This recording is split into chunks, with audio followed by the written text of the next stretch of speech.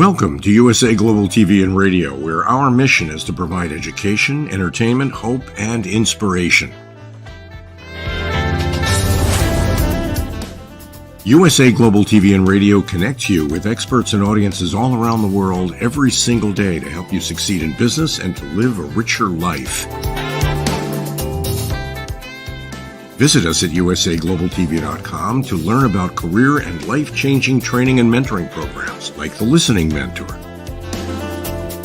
Subscribe to our newsletter to stay informed about our special programs and offers. Discover how you can become a guest on one of our shows or a host or producer of a USA Global TV and Radio show of your very own.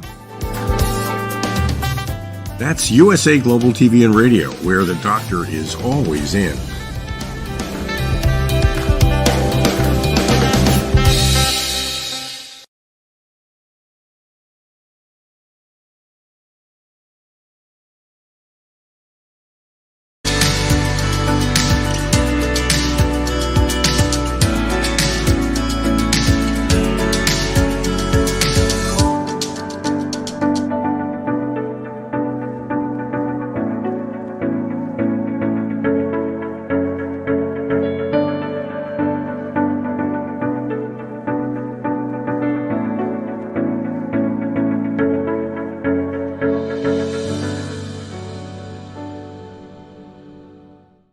Beautiful soul family, and welcome to Weekly Wisdom and Insights, your home for spiritually guided transformation and empowerment. I am your host, Dearjames, and together with the unseen, Spirit, Source, and Symphony, we look at the current energies to the divine wisdom and knowledge, and we go as guided. And this is part 3 of 4 parts of these total solar eclipse energies, the Mercury retrograde energies, and the upcoming, the Mars Saturn conjunction energies, and the upcoming on Saturday Jupiter-Uranus conjunction energies, all setting a fiery tone of change. And so welcome, welcome, welcome. Lorna, welcome. Good morning. So we're going to jump right in. And as you're joining from around the globe, put a shout out in the comments and let us know you're there. And remember that we incorporate your comments and questions live throughout the broadcast. So welcome, Alicia. And just to start off, we're gonna stroll, since this is part 3 of 4 parts. We're gonna look at the main themes of where we began at the eclipse energies. The first one was a threshold moment, reinvention. And threshold, the level or point at which you start to experience something, or at which something starts to happen or change. To invent again or anew, especially without knowing that the invention already exists, to remake or make over as in a different form. So this is all about our reinvention, literally micro, macro, from the inside out, the whole of the whole. And then last week, part 2, we had stepping through the doorway. What was I made for? And this whole discernment about what's my purpose? What is the new change? What is it that I will attract and draw to myself in this moment of extraordinary energies and time shifts and as above, so below energies? And then we move to part 3 this week, and we have a beautiful main theme. I'm going to bring up the image: a healed heart, 3 of Swords to 3 of Cups.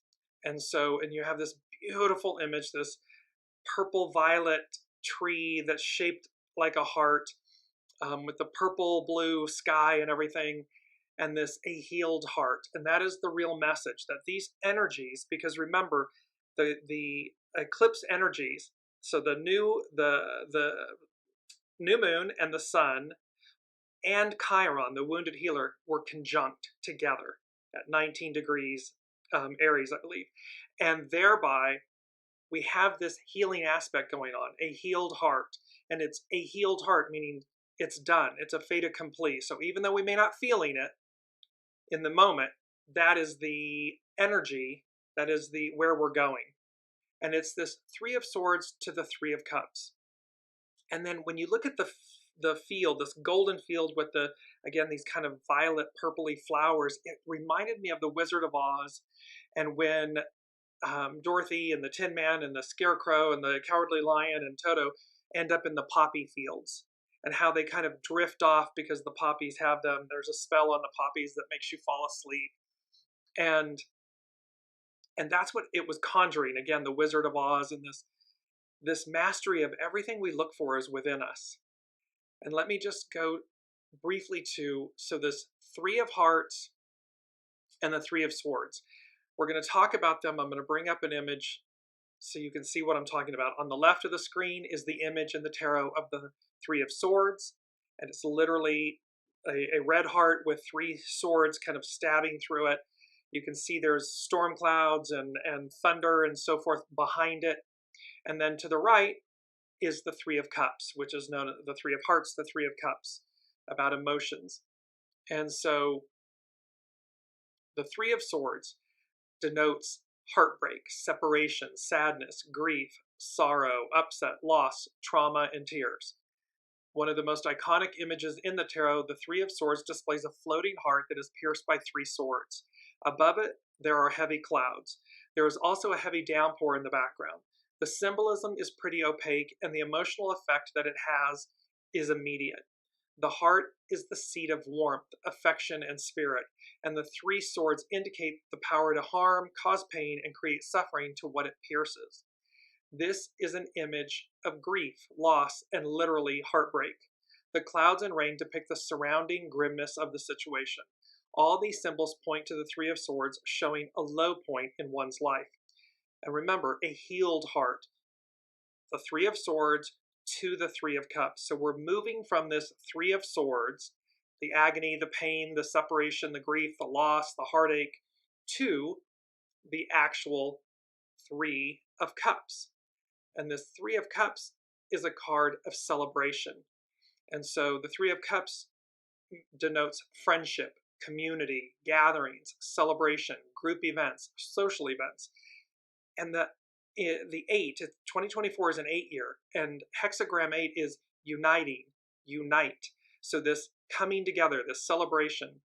And it says, with the Three of Cups, you will see three women lifting their cups up in the air in a celebration of some sort. Good times are in the air, for the three ladies have wreaths made of flowers in their hair. Wreaths are often associated with success and victory, so their happiness is well deserved. The ladies are also seen standing on top of a field of flowers and fruit, further adding to the joyful feelings and abundance in this card. There are feelings of beauty, growth, compassion, and happiness that the women share between each other. Women, three women. And this reminds me of the Moirae. And the Moirae are known as the Fates. So in Greek religion and mythology, the Moirae, often known in English as the Fates, were the personifications of destiny. They were three sisters, the spinner, the allottor, and the inevitable. Their Roman equivalent is the Parcae. The role of the Moirae was to ensure that every being, mortal and divine, lived out their destiny as it was assigned to them by the laws of the universe. And this plays to our, let me just go back to quickly, our mantras. The first mantra in part 1 was, I am open, able, and willing to reveal my spiritual fulfillment. So it's already, the Moiraes, it's already been spun, allotted, and is inevitable. It's already present, it already exists. And we're simply meeting them. And so, to go on with the Moirae, for the mortals, this destiny spanned their entire lives and was represented as a thread spun from a spindle. It's like the silver cord. Generally, the Moirae, were considered to be above even the gods in their role as enforcers of fate, although in some representations, Zeus, the chief of the gods, is able to command them. The concept of a universal principle of natural order and balance has been compared to similar concepts in other cultures, such as the Vedic Ra, the Avestan Asha or Arta, and the Egyptian Mot. The word Moirae also comes from ancient Greek, which means lots, destinies, apportioners. It also means a portion or lot of the whole. It is related to meros, part, lot, and moros, fate, doom. The possible derived Latin meritum, reward, or English merit, may be coming from the Proto-Indian European language root to a lot, to assign. And so we have this beautiful, and let me make this comparison really quickly. We have had before from the devil to the lovers. And so when we're looking at, on the left is the image of the devil card, and on the right is the lovers. And so this enslavement to liberation and freedom, to our original purity. And that is the same, I'm going to bring then to the Three of Swords and the Three of Cups. This enslavement, heartache, hardship, and so forth, to liberation, healing, celebration. And so again, our main theme, a healed heart.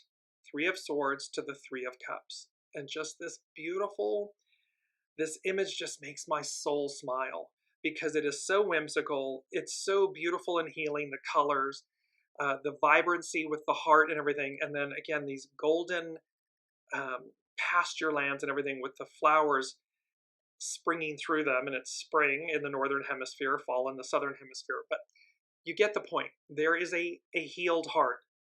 And so this is where the energies of the eclipse, that total solar eclipse, that was the counter completion to the August 2017 solar eclipse. X marks the spot across the US, the United States. And this advancement, this healing, because it was conjunct Chiron. So let's go on through to the main energies. We're going to bring those in really quickly and just give you the flavor. So 4, it's a 4-month long. It's Youthful Folly. Try again. Welcome, Olivia. Welcome, Ava. And 17, Following, Show by Example. And this is going to be a very prominent theme. It already is, but certainly from all of these eclipse energies this month of April, all the energies of the month of April. Following, follow, show by example, be led. And this is about soul source connection, going as guided. We have 8, which is a uniting, unite. We're coming together. We are bridging the gaps. We're healed. We are healing from the inside out. So we're uniting all of the parts within us and then everything that's outside of us.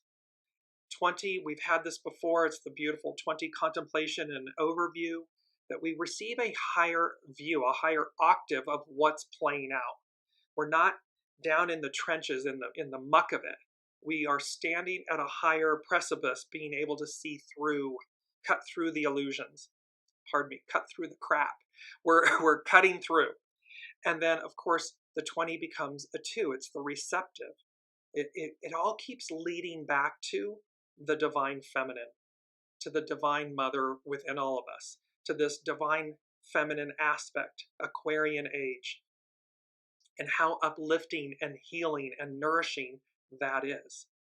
We need only stay out of the illusion, stay in the eye of the hurricane, because when we get out in the perimeter, it's like being on one of those carousel rides, or I think they've called them the hurricane or the tornado. If you've ever gone to a circus, carnival, fair type thing, they strap you to the perimeter and spin it and the floor moves and everything.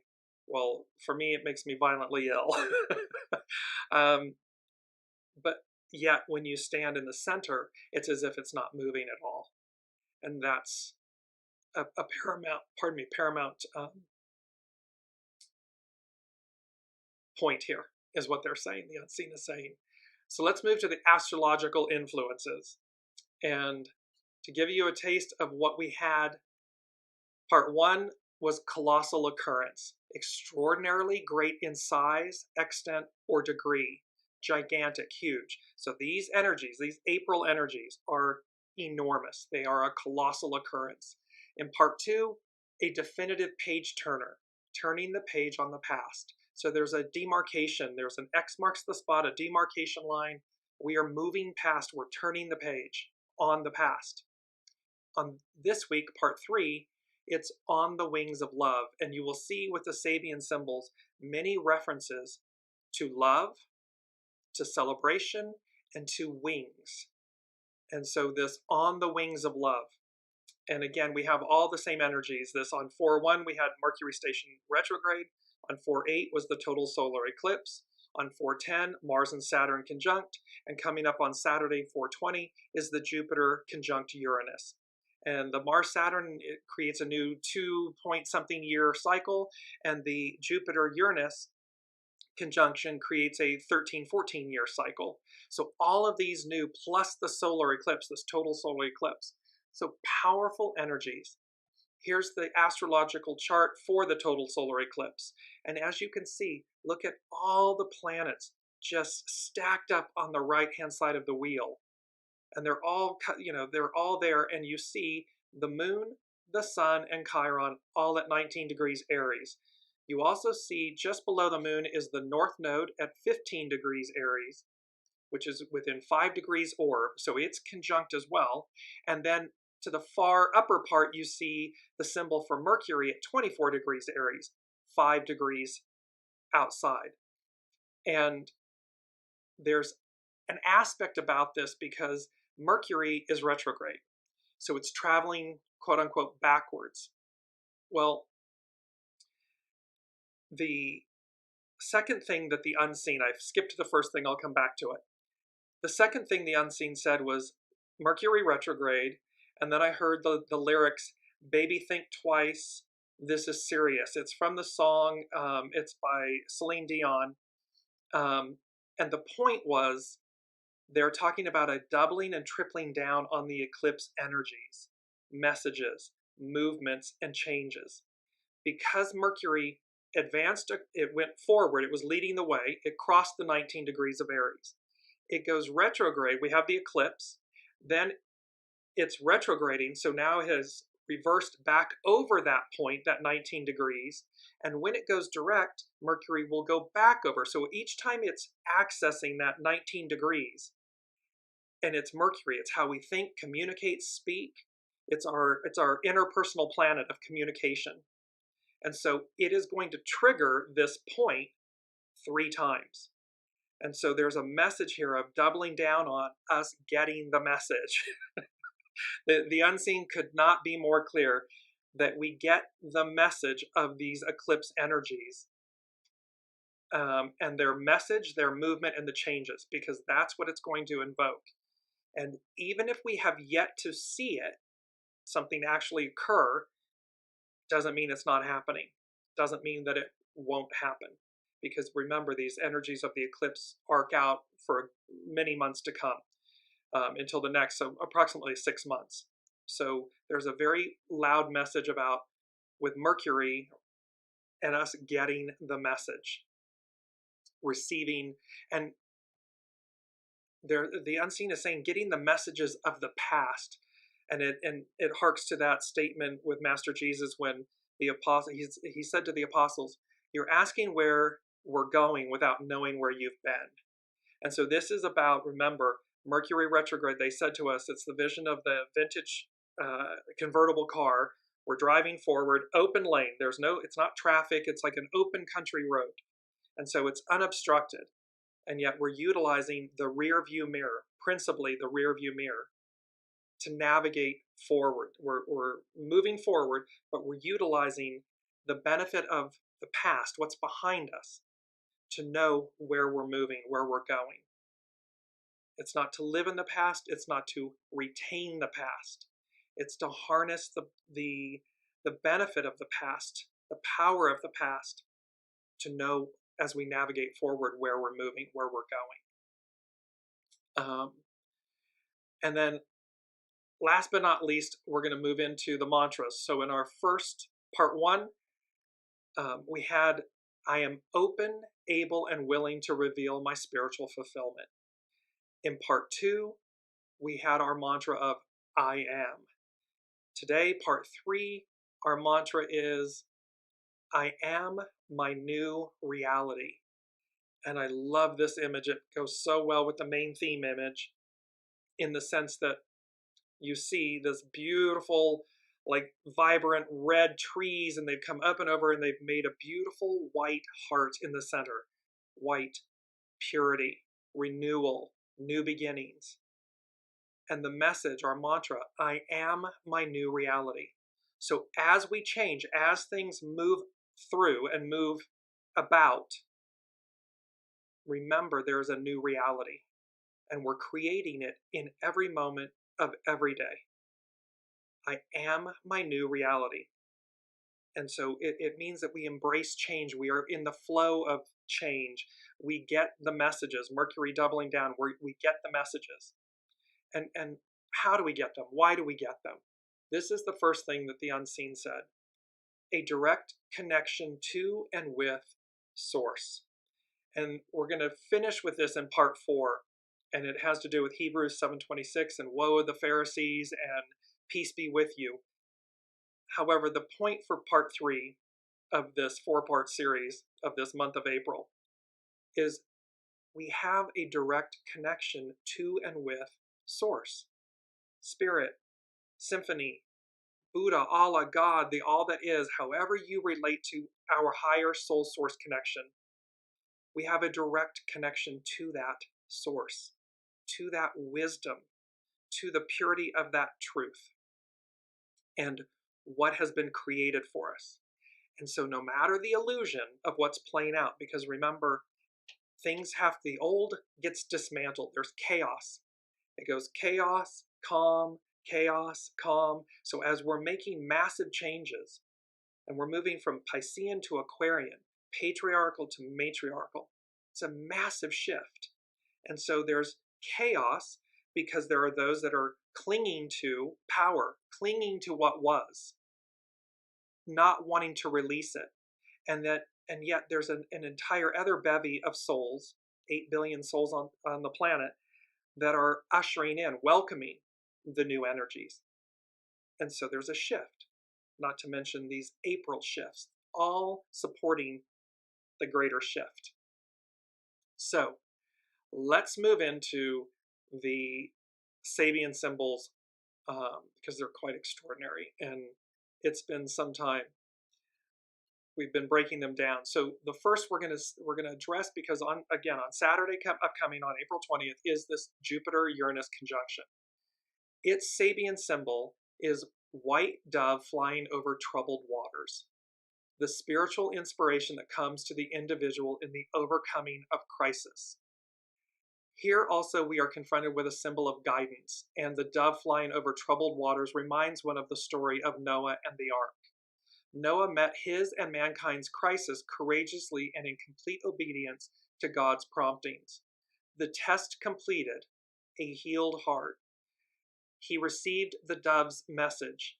It is a message from the Holy Spirit announcing a new dispensation. This symbolic scene can be applied to personal crises resulting from emotional upheavals or from the eruption of unconscious forces and impulses into the consciousness when the crisis has been faced in the right spirit. So the unseen has been guiding us all along. Do the right thing for the right reasons and the rest will come. Align, align, align from the inside out. Stay in alignment, stay in peace, stay in harmony. Stay in the center, in the eye of the hurricane. This second stage symbol is in contrast to the preceding one because here it is not the product of a culture, a book, but instead the rhythm of cosmic, God-ordained cycles that reveals in its conclusive beat through a living and concretely significant sign. So this is about a living, breathing God, source, that is, and its rhythmic cycles and how we advance. And through this, it's a concretely significant sign. It is a reward to the faithful. And so see this, the more, the Three of Cups, moving from the Three of Swords, the pierced heart, the heartache, the illusion, the difficulty, the challenge, to the celebration, to the healed heart, to the joy. And so this is where a reward to the faithful comes in. So this is the symbol for this upcoming Jupiter-Uranus conjunction that's going to set the tone for the next 13 to 14 years. This upcoming conjunction is also conjunct It's called Beta Doradus, and it's a comet. No, it's not a comet. Pardon me. I'll come back to it. I'm drawing a blank. But it's known as Beta Doradus. Now, the etymology, the meaning of Dora means God's gift or gift from God. Dorado, as in like El Dorado. So Dorado means dolphin fish or gilded and golden. So this Beta Doradus, the Sabian symbol for its degree, is a jewelry shop filled with valuable gems, the social confirmation of natural excellence. Two elements should be distinguished in this symbolic picture: the gems that result from natural processes, often induced by extreme volcanic heat and pressure, and the finished products of refined craftsmen. So just in that, we're talking about the gems that result from natural processes of extreme volcanic heat and pressure. We are that gem. We are that diamond, that ruby, that emerald that has sustained extreme heat and pressure, change, chaos. And we are also then the finished product of that refined craftsman, meaning we're walking the talk. We walk the walk. We do the works. And thus we shine. Our inner light shines like a brilliant gem. Both the gems themselves and the artistry are highly prized and bring prestige to the owner of the jewels. The symbol applies to any product in which culturally acquired skill has embellished or transformed the end result of a lengthy and demanding natural process. Eons, centuries, millennia, we have been honing and polishing, awaiting this moment, this transformation. And it's been a lengthy, demanding, natural process. I mean, from the time of Master Jesus to now, 2,000 plus years. The Piscean to the Aquarian era, 2,000 plus years. Pluto in Aquarius, 246 years. So there's a long, lengthy, and demanding natural process. With this symbol at this stage, we are concerned with the social process which brings about a certification of personal worth, a reward to the faithful, a certification of personal worth. It means that as above, so below. It's this, remember they said you're being seen, you're being counted. So this certification of personal worth and this reward to the faithful is being received, is being experienced. It is being renewed. So those are the Sabian symbols for this upcoming Jupiter-Uranus conjunction which is also conjunct Beta Doradus on April 20th. And again, it's going to arc out 13, 14 years. So now we're going to look at the Sabian symbols that are conjunct. Just going to bring up the astro chart again. So you see the Sabian symbols will correlate to the horary chart for the total solar eclipse. So here's Jupiter. Again, this reference to wings. So wisps, welcome Jennifer, wisps of wing-like clouds streaming across the sky. The awareness of spiritual forces at work. Any emergence of life potentialities from the depth of the vast unconscious is answered by the spiritual activity of superconscious forces in a cosmic kind of antiphony. It's a responsive alternation between two groups, and especially of singers. So as above, so below. So it's the unseen and 8 billion souls in reciprocity, bouncing back and forth. The individual who has taken a new step in their evolution should look for, quote, the signature of divine powers confirming their progress. This is about synchronicity. This is about in alignment with the soul source connection, being in alignment with the unseen. And there's a signature of divine powers confirming your progress. You will see it. When you are open to it, your eyes will see it because you're connected to it from the unseen. It may reveal the meaning of what is to come next. The, quote, wing-like clouds may also symbolize the presence of celestial beings, devas, angels, deities, blessing and subtly revealing the direction to take, the direction of the wind, of destiny, the moray, the fates. They are the epitome of destiny, fate. And so here it's saying the wing-like clouds may also symbolize the presence of celestial beings, blessing and subtly revealing the direction to take, the direction of the wind, of destiny. This is about the fact that we will know. It's an intuitive knowing. We will know where to go, what to do, what not to do. We will know it, and it will have that signature of the divine powers, confirming your next moves, your next steps, what to release, where to go, what to accept, what to purge.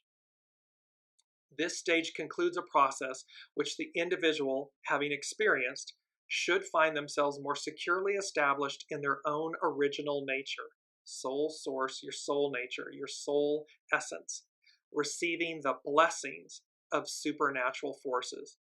So we have blessings, we have a reward to the faithful, and we have certification of personal worth.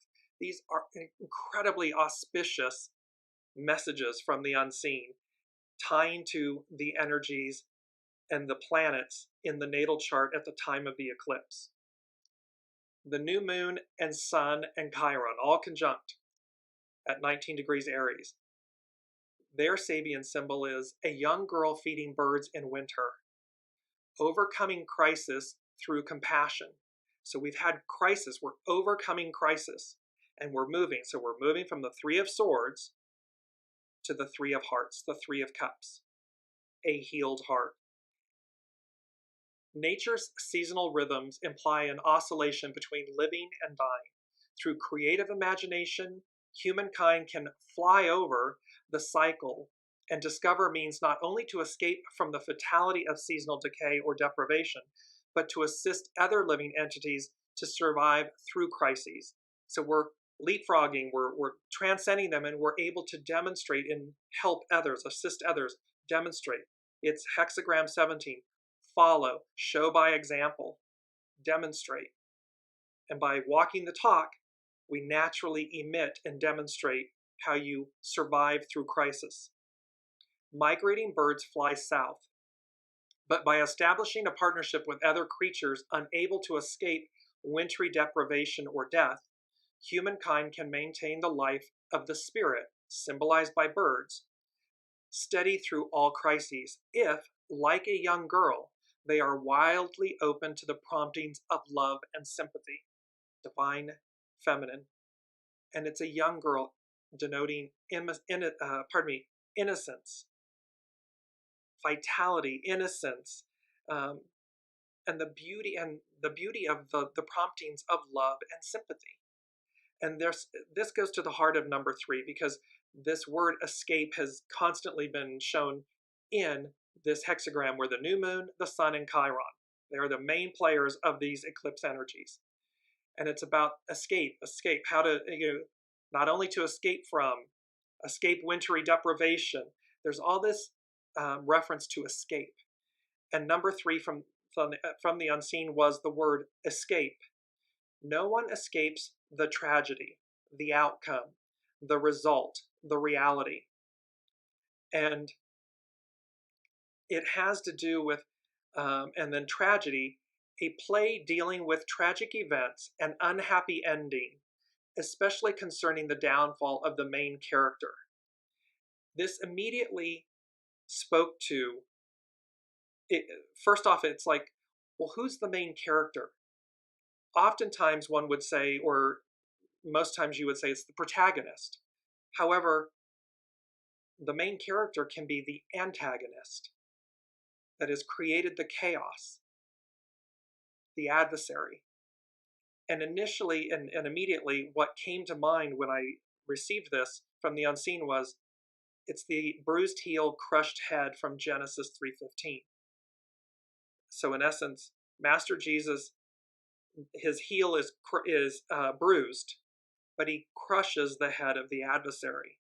So no one escapes the tragedy, the outcome, the result, the reality of this event or this play dealing with tragic events concerning the downfall of the main character being the antagonist, the main character being the shadow aspect of the patriarchal divine masculine rule, the chaos that we are purging and cleansing. It's the aspect of where we've been so we know where we're going. It is not about dragging that along with us. It is about purifying it and purging it so that restored, renewed, we advance. Speaking of advance, North Node. The North Node is where it has to do with, it's a node, it has to do with the moon, and there's the North Node and the South Node, and the North Node denotes where humanity is going. Where is it leading us to? The Sabian symbol for it, nature spirits are seen at work in the light of sunset. So again, we have another Sabian symbol speaking about the unseen, about divine forces. It says, attunement to the potency of invisible forces of nature. In the light of personal fulfillment, symbol of sunset and wisdom, humankind may be able to establish a life-giving contact with natural forces. These are active anytime growth processes take place, but humankind's individualized mind is usually too focused on working for consciously set goals to be able to realize concretely the presence of invisible or occult forces in operation. We're too in the ego mind personality lane versus the soul source connection lane to recognize that these forces are in operation. They're working on our behalf, with us, for us. These forces constitute a specific realm of any planetary life. They are inherent in all biospheres on whatever planet. They are non-individualized and unfree energies forming in the substratum of all life processes. That's very wordy to say. They're everywhere. They're omnipresent, omniscient. They are everywhere. And they are part of a substratum of all life processes. Thus, of the process of integration at the level of the planet as a whole, meaning the planet as an organism with its automatic systems of growth, maintenance, and organic multiplication. In this planetary organism, those nature forces act as guiding and balancing, harmonizing factors, somewhat as the endocrine system does in the human body. And behind this system, the more occult wisdom web of chakra energies related to prana, life force, the solar energy. It is when this energy becomes less dominant.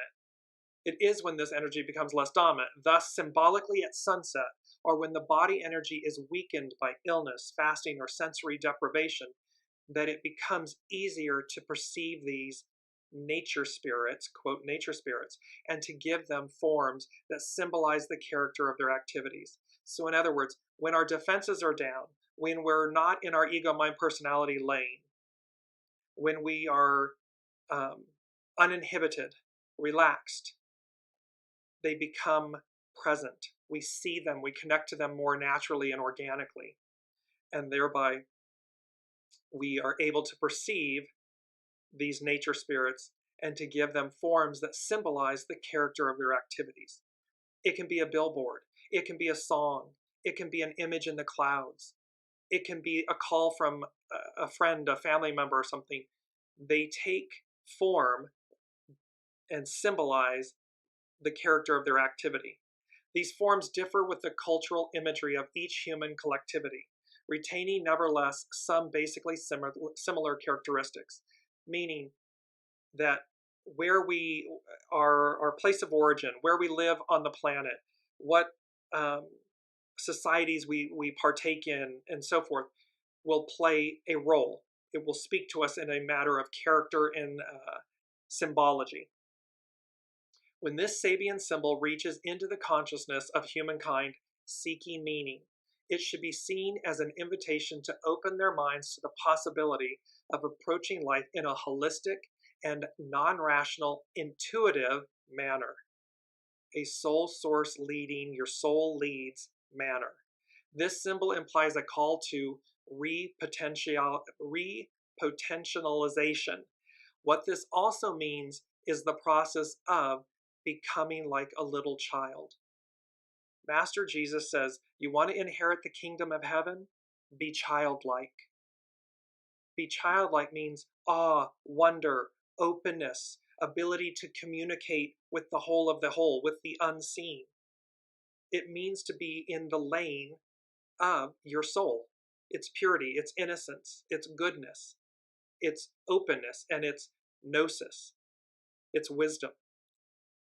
If we are stuck in the ego, mind, personality lane, our head is down, we're disconnected from source because we're not childlike. We're the complete opposite of it. Now, Mercury. So here we are in Mercury. Let me know how this is all resonating with you all in the comments. There's big energies here because they're talking to us. A healed heart, 3 of Swords, 3 of Hearts, the 3 of Cups. A direct connection to and with source. That Mercury, we're coming to Mercury now, is doubling and tripling down. The unseen is saying to us, we're going to have really 3 occasions to get the message, to understand what's on offer here, because there is no escape. And no one escapes the tragedy, the outcome, the result, the reality of the downfall of the main character, which is the antagonist. And the antagonist can play many roles. And it's because number 4 from the unseen, they said, a bountiful blessing, crop, time, choose your side. So again, it's all of these Sabian symbols are bountiful. They're blessings. They're extraordinary. I mean, Jupiter, the great benefactor, Uranus, expect the unexpected. A total solar eclipse. The power of the moon to eclipse the sun, the equality of that, the unity of that. They're not adversaries. They're not fighting against one another. They work, the sun and the moon in an eclipse work together to eclipse things out of our lives, to advance us, to bring things, to purge, to cleanse. And then in its conjunct, the wounded healer, Chiron, a healed heart. Why? To bring about bountiful blessings, a bountiful crop, a bountiful time. Choose your side. And choose your side means, again, are you advancing? Are you openly embracing? Are you openly interacting with the unseen, with your soul source connection? Or are you attempting to stop time? Are you somehow team antagonist as opposed to team protagonist? Choose a side. Mercury, the Sabian symbol for Mercury. The possibility for humankind to gain experience at 2 levels of being. The revelation of new potentialities. Revelation, to reveal, to an extraordinary understanding event.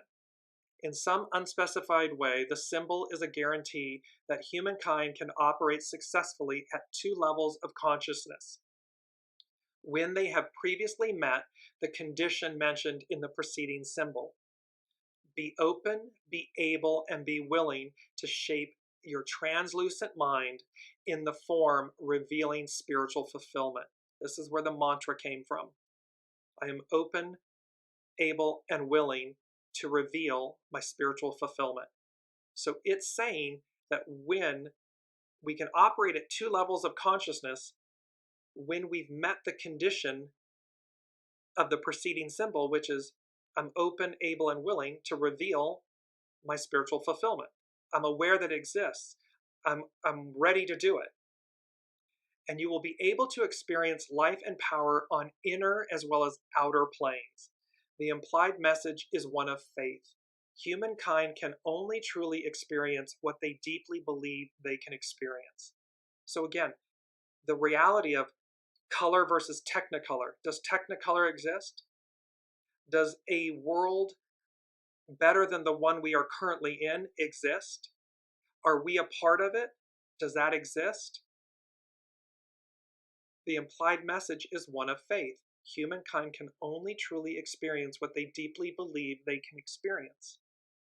In the individual micro of our lives, that truth holds. Do I believe I'm capable, I'm worthy, I can achieve, I can take the next step? That's what this symbol speaks to, and it's Mercury, how we think, how we communicate, our interpersonal planet of communication and thought. This symbol announces the possibility of a new step in evolution, but it is still only a possibility, a promise. Remember 7, the foundation of God's word. It's the foundation and the fulfillment of the promise. The individual is truly on probation. Choose your side. Align with your side, choose your side, and advance. Everything about you, align it together and advance. Venus, the symbol for Venus, a triangle with wings. You see many things: waters, wings, wisdom, higher power, higher forces. And this plays to number 5 that the unseen gave us, which is Fly Like an Eagle. And it's the Steve Miller Band. And I just want to go to, so about Fly Like an Eagle, written by Steve Miller and Steve McCarty. The song is purely and simply an account of the writer's interpretation of the Bible. From Mr. McCarty's website, he has this to say about the song. Steve Miller and I wrote this song together, which evolved over several years with several people during the early 70s. It has been used for themes for so many things, from football teams to the United States Postal Service. It is a very special song that is more serious and relevant today than even back then in the 70s. This song, Fly Like an Eagle, had its origin in another song previously written named In the Ghetto. It was a song of protest about the lack of U.S. government's involvement in the fair treatment of Native Americans. Native indigenous peoples, Native Americans, so in tune with Mother Nature, Mother Earth, the animals, spirit.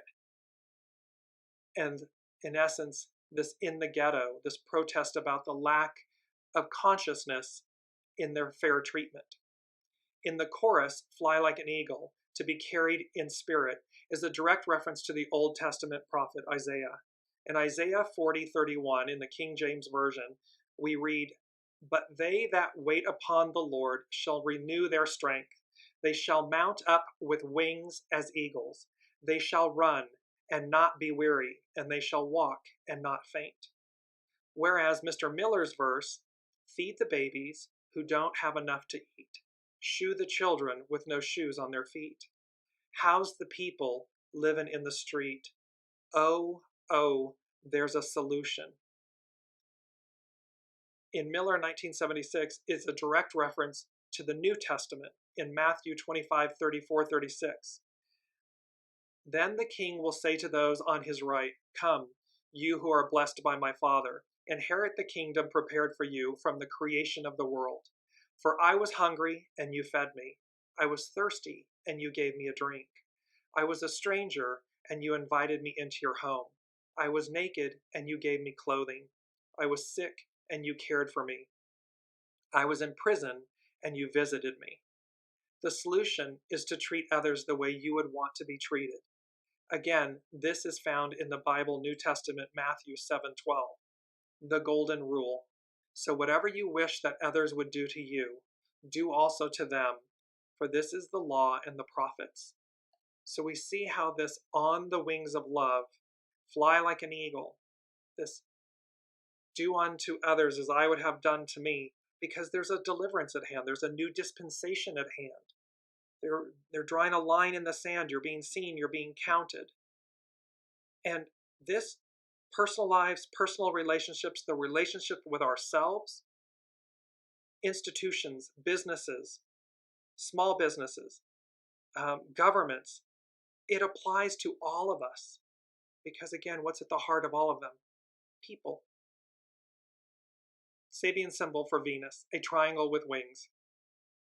The capacity for self-transcending. This is the symbol of the desire to reach a higher level of existence, of pure aspiration or devotion, of bhakti. What has emerged in the first phase of the process of differentiation is becoming aware of the possibility of further upreaching. We have that beautiful image from Disney's Up, that upreaching. We're being uprooted and delivered to a new place, to a new way, a new dispensation. The principle of levitation is seen as one of the two essential factors in evolution. The emergent being glorifies and deifies it, but it is still only an ideal. At this stage, nevertheless, the whole being experiences a childlike longing for its eventual realization.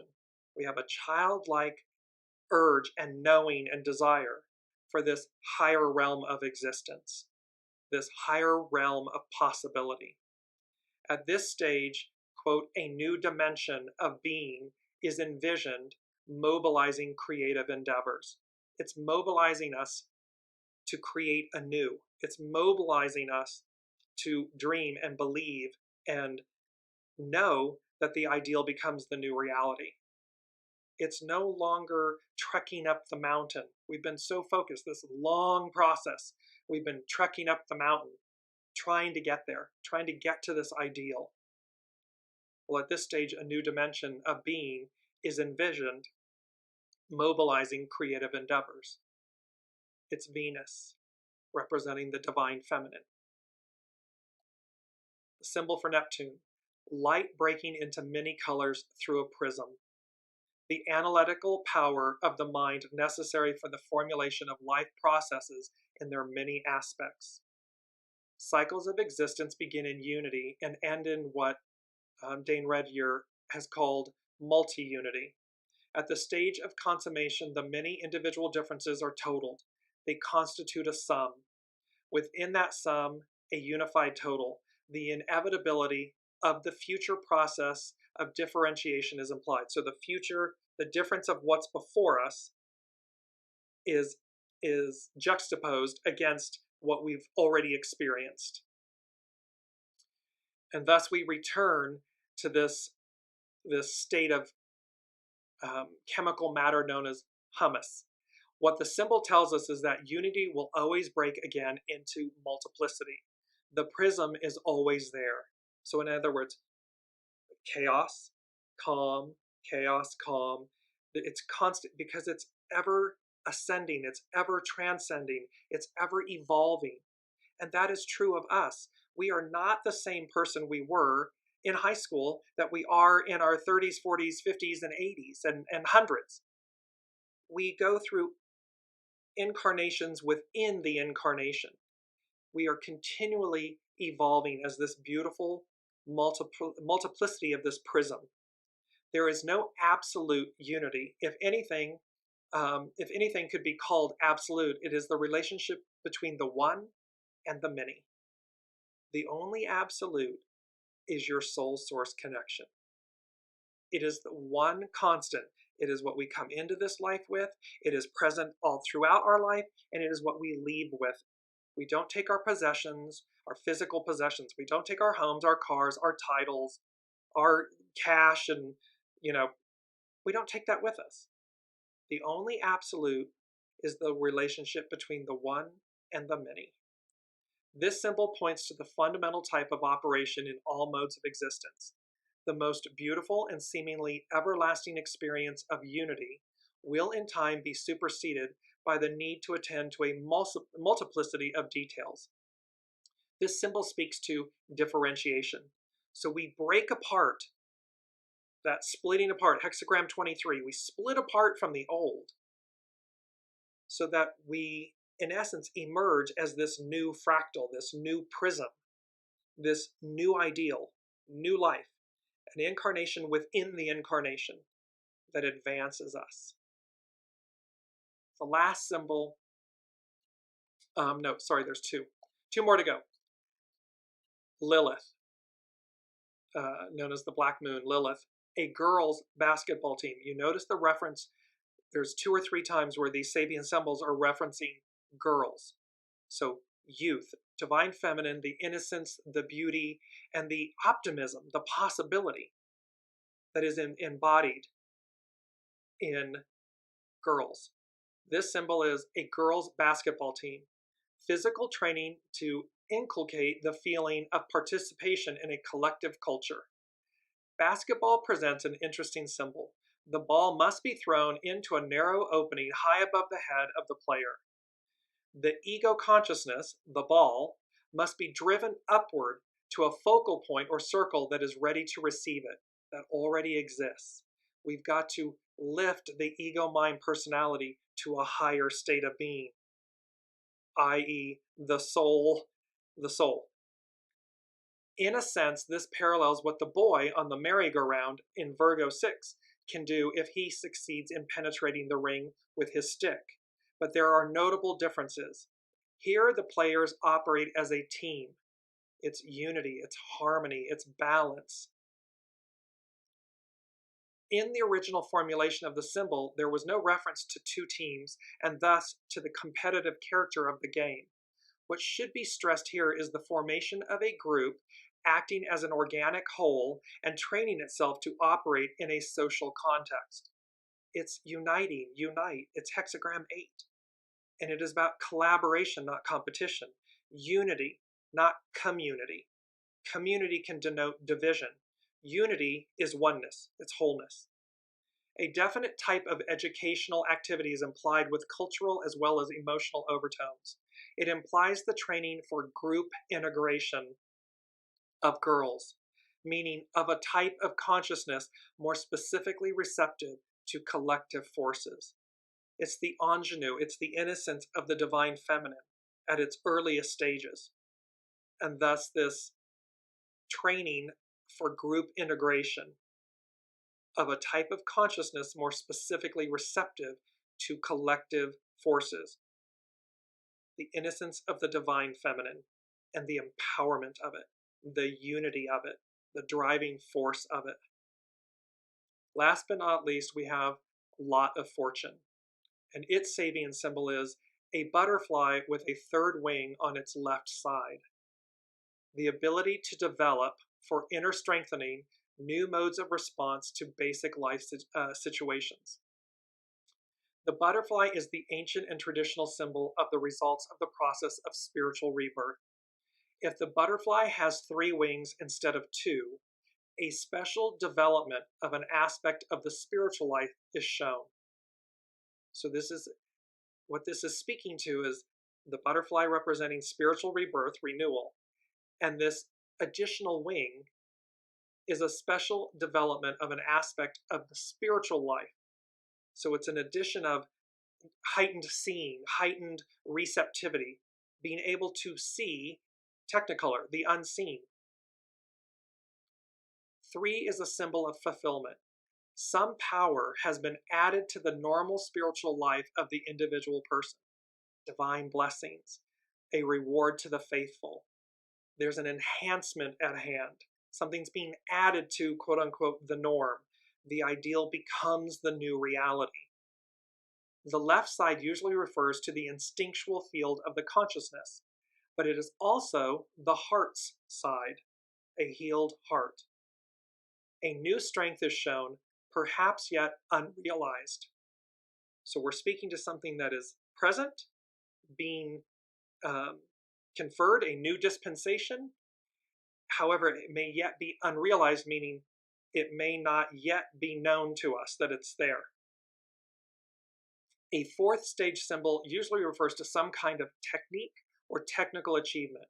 What is implied here is that the contact with the revivifying life force can result in the appearance of a new faculty, the use of which may not yet be consciously evaluated. Indeed, it is the establishment of such a contact which constitutes a technique for original mutation. Mutation, the changing of the structure of a gene, resulting in a variant form that may be transmitted to subsequent generations, caused by the alteration of single base units in DNA, or the deletion, insertion, or rearrangement of larger sections of genes or chromosomes. Something within us becomes activated. Something that has been dormant is turned on, and thereby the original mutation is changed. This gift and reward to the faithful that allows us to operate at a higher level. This is the argument with AI, artificial intelligence, that somehow artificial intelligence is the end-all be-all, is going to advance humanity. When here it very clearly speaks to original intelligence, source.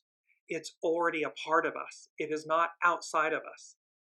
And thus the activation of this faculty, this third wing, raises us to a whole new level of being, to a whole new world. And thus, it's not artificial, it's original. It's inherent, it's innate, and it's a reward to the faithful. I'm going to close with our two quotes. Our first one is, desiring to lead the people, one must follow behind them. This is by the master. And what this speaks to is, and it goes with the beautiful quote we had from Plato, only those who do not seek power are qualified to hold it. Well, this is desiring to lead the people, one must follow behind them. It means you create no obstruction. There's no illusion. There's no competition. There's no jealousy. There's not a Three of Swords wounded heart. You stand in the beauty and the empowerment of a healed heart. You are not afraid to ask what you do not know. You are not afraid to lift the entire boat, the entire village. Because in unity, we all arrive, we all advance. And thus, there is a bountiful blessing, a bountiful crop, a bountiful time. Choose your side. There's more than enough. There has always been more than enough. It's just, what side do we choose to be on? What do we believe? Mercury, doubling down, tripling down on the message.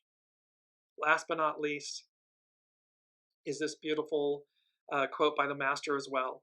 To benefit others without extracting gratitude, and to steward without exercising authority is virtue.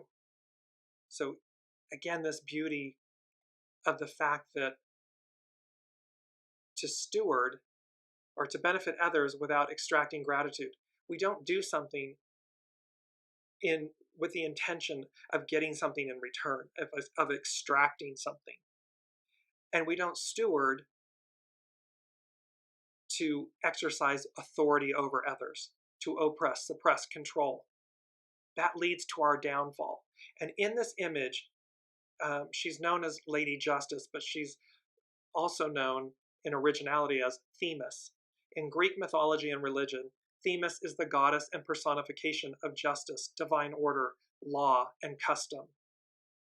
And virtue, she represents virtue, the quality of doing what is right and avoiding what is wrong, high moral standards, moral excellence. It is a form of goodness. And so Themis, Lady Justice, being represented with this quote. And note that Lady Justice is blindfolded. She's not seeing with her physical eyes. She's all-knowing with her intuitive knowing, with her soul source connection.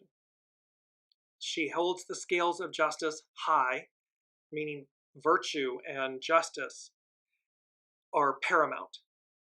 And in her right hand that's lowered, she has a sword. She cuts through.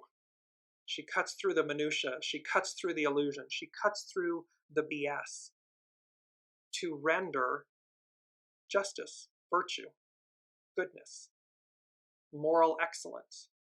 So these energies of the eclipse, I don't know about all of you, but they are building, building, building, and there's a crescendo coming with a beautiful moral reminder is what part 4 will be and is.